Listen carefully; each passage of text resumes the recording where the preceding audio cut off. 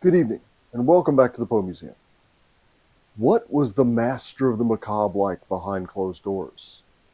What did Edgar Allan Poe and his family do in their little cottage in Fordham? We'll find out on tonight's installment of the Curator's Crypt.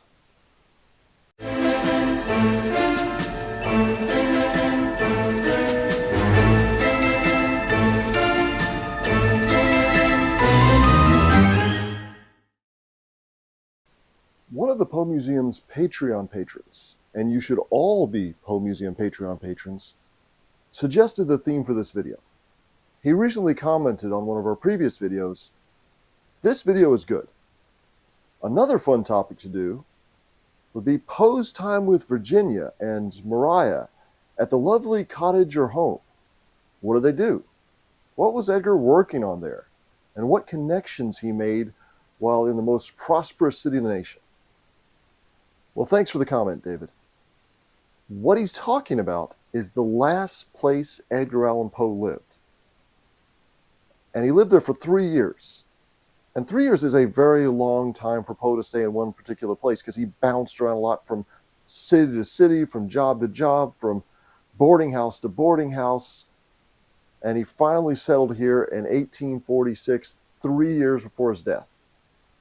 It was a tiny cottage way out in the country near the little village of Fordham, about 15 miles north of New York City. Middle of nowhere. They'd just established railroad service to get to Fordham shortly before Poe moved there. So people who wanted to visit him had to take the train and come on up and see him. And Fordham doesn't really exist, but the name Fordham is still reflected in Fordham University, which is still standing nearby.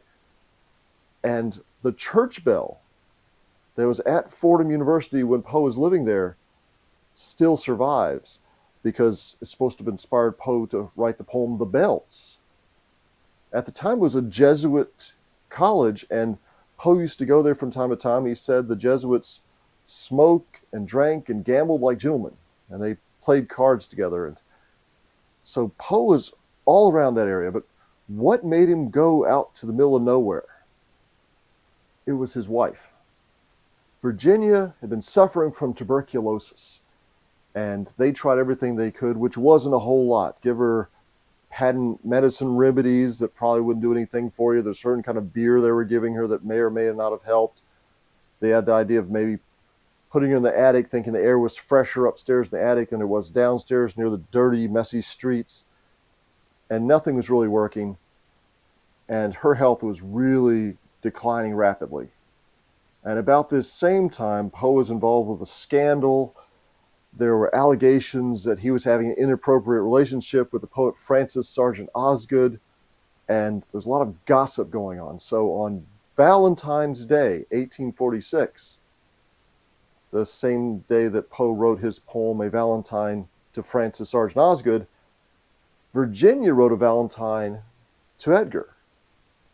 And she says that she wants to escape the city with its many cares and toils, where wants to go to a cottage in the country where the fresh air will heal my weakened lungs.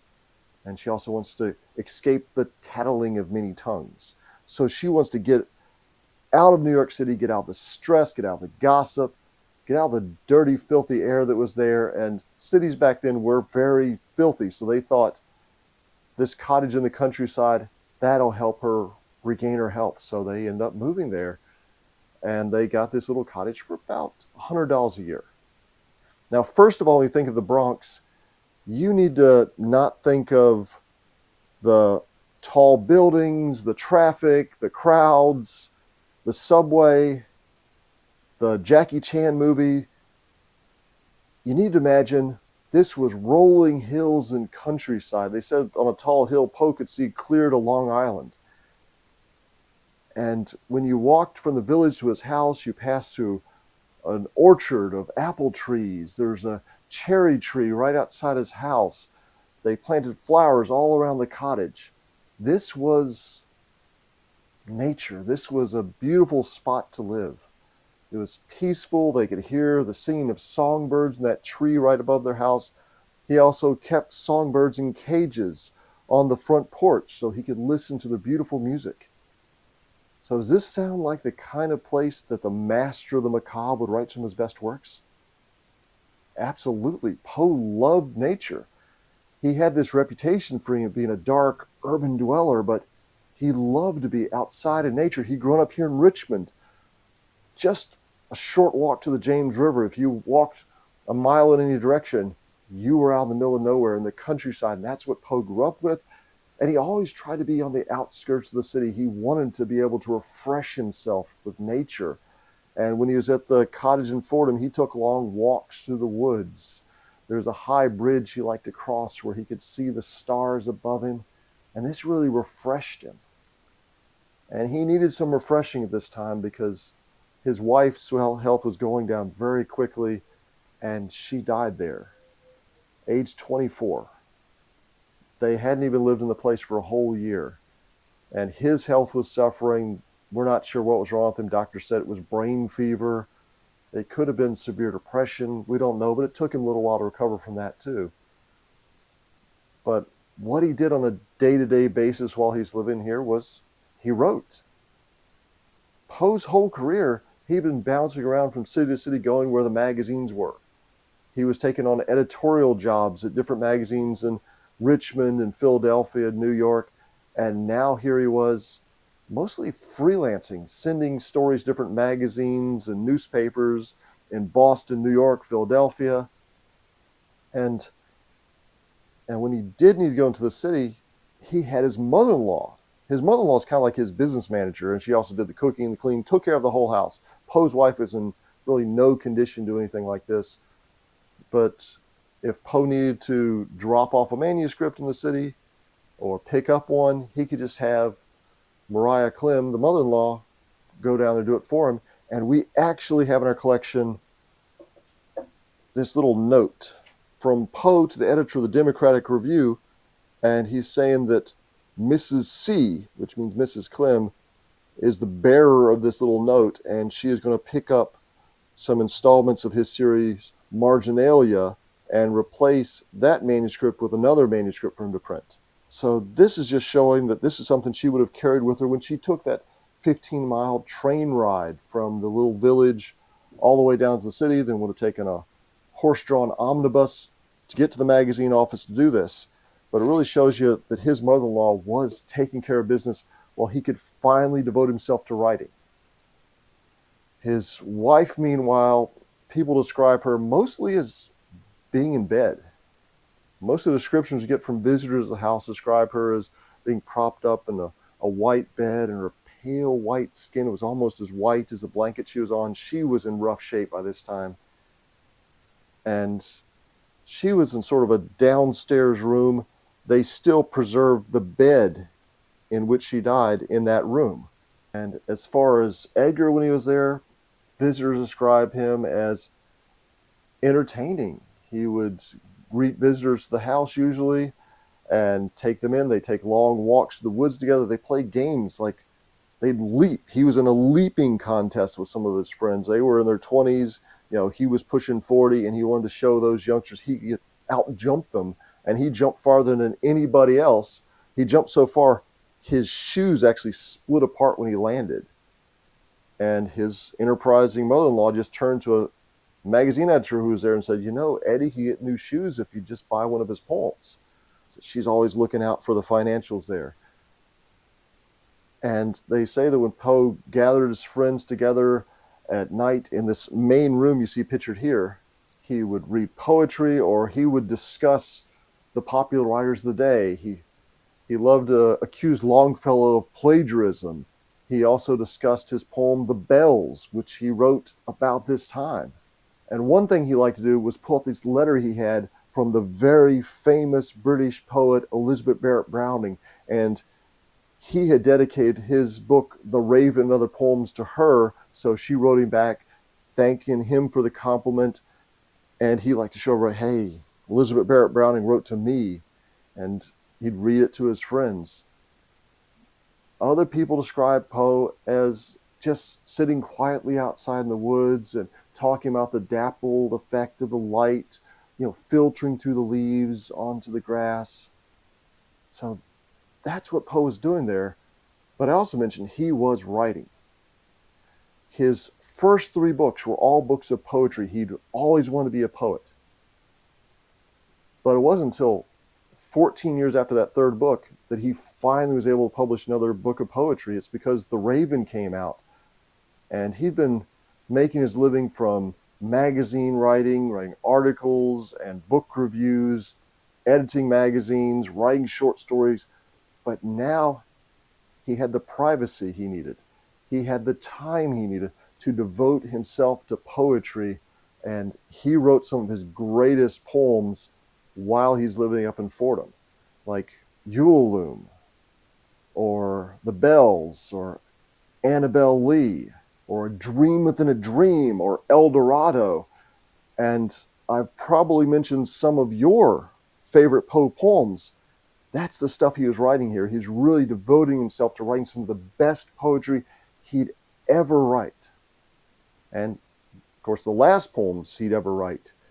He also worked on his long philosophical essay, Eureka, which he considered to be his magnum opus, his theory of everything book. What's energy, what's matter, what's space, what's time, how the universe come into being, what's going to happen to the universe again, how do we fit into all this? That is what Poe considered the greatest thing he'd ever write. He said a year later that I couldn't possibly accomplish anything else since I've written Eureka. And he wrote it there in that tiny cottage in Fordham, where he had the time and the privacy to write these things. And sure, he also wrote great essays and reviews.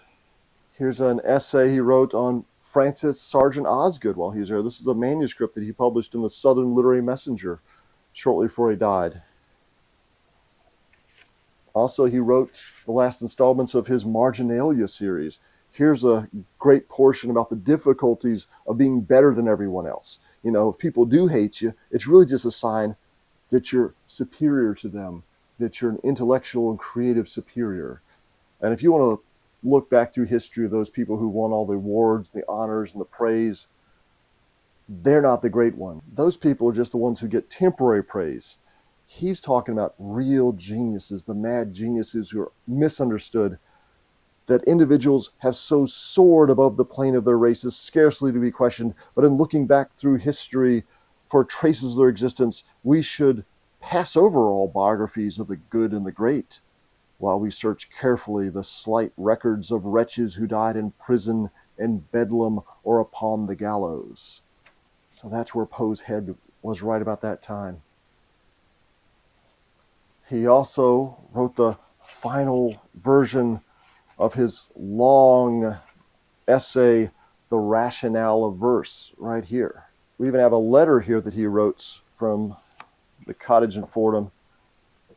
This is a letter to his foster mother's cousin, Edward Valentine, sort of asking for money. Poe's trying to start his own magazine called The Stylus, and he needs to come up with some money for it. So he writes to Edward Valentine, after a long and bitter struggle with illness, poverty, and 1,000 evils which attend them, I find myself at length in a position to establish myself permanently and to triumph over all difficulties.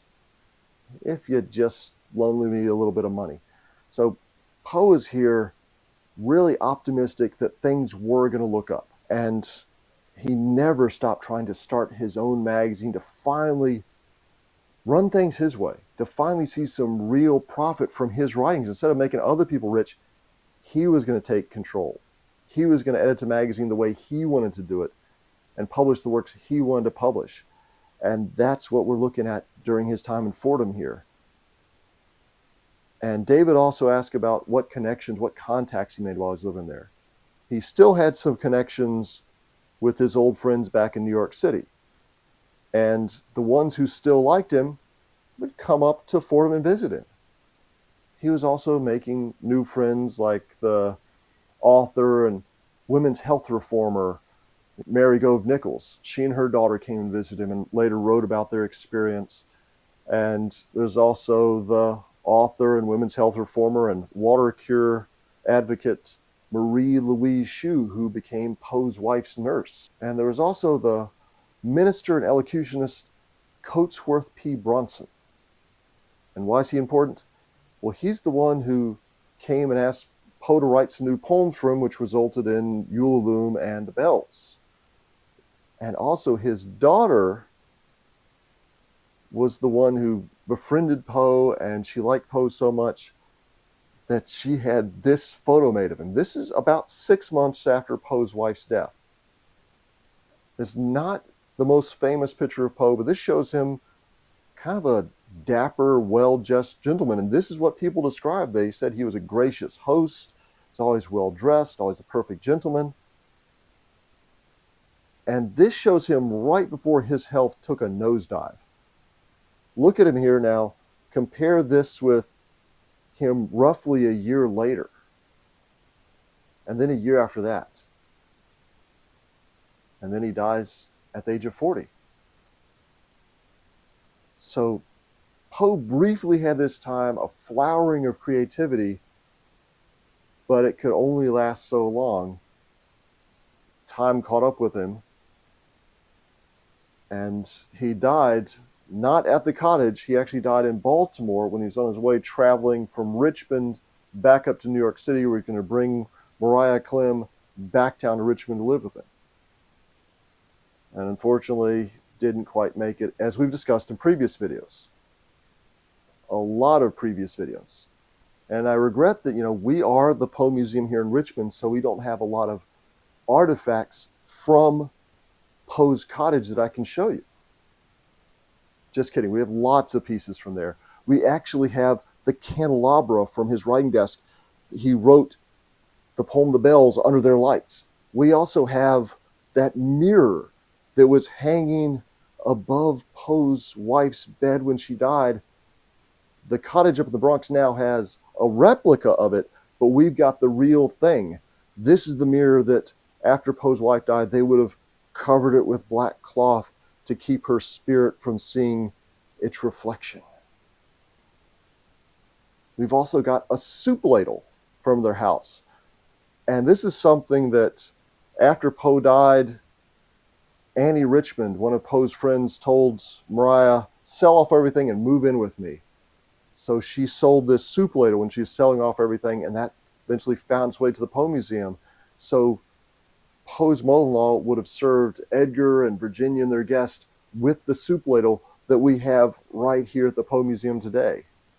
And not to mention, we've got clothes from the Poe family. We've got things that they would have been using while they were living there, and of course, things he wrote while he was there. So even though we're the Poe Museum in Richmond, we still have things that he used every day while he's living there, like say his penknife, for instance. We've got it. And the house, unfortunately, kind of got swallowed up a little bit by New York City. The city grew over time, and the neighborhood became known as the Bronx. And we have lots of photos that show what the house looked like in the 1870s, 1880s, and it was starting to get a little bit run down. And then you can see from these photos, the city was just growing up around it.